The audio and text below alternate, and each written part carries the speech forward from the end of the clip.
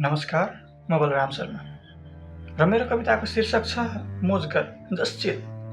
बाँकी दुनियाँ जेसुकै गरोस् त मोज गर। अरूको कल्याण होस् या हैरान होस्, परवाह नगर, मोज गर।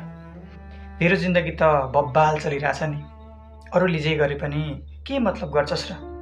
माइन्ड योर ओन बिजनेस सुनेकै छस्, भन्न सिकेकै छस्, तर त्यसमा तेरो संस्करण झल्किन्छ, बाबुआमाको गलत नाम बस्छ। किन परवाह गर्छस्? जन्म दिएका हुन्, तेरो निम्ति आफ्नो दिन रात एक त गरेका हुन्, तर परवाह नगर, किनकि जिन्दगी त तेरो हो नि। माई लाइफ माई रोल भनिदे र मोज गर। छैन यहाँ तैँले परवाह गर्ने खालको, छैन यहाँ तैँले मोज गर्ने लायक। तँलाई चाहिने केवल मोज मस्ती र मजा, फ्रिडम भन्न सिकेकै छस्, मोज गर। त नबोल कसैको हकको लागि, नबोल आफ्नै लागि पनि, नबोल केही पनि हुँदामा, नबोल।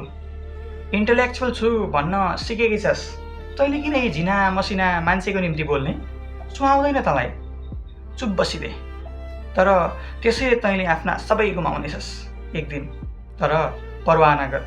किन चाहियो तँलाई यी सबै मान्छे, तँलाई इरिटेट गर्नेहरू? त केवल मोज गर, मोज गर। त न त आफ्नो हुन सक्छस्, न त परिवारको, न त समाजको।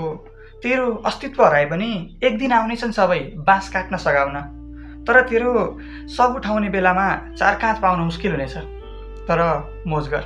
धन्यवाद।